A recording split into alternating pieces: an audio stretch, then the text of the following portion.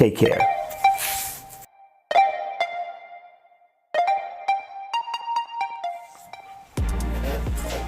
Hey, what's up? Welcome back to another video and a view into Huck's world. And today I got a fun watch face for you all to check out called Green Earth.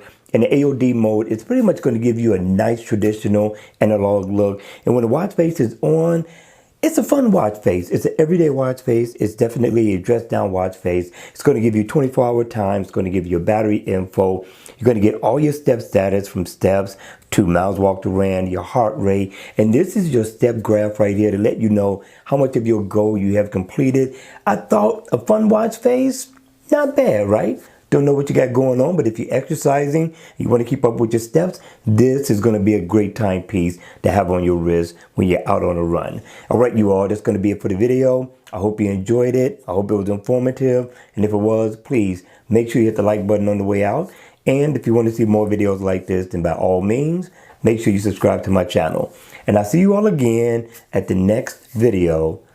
Take care.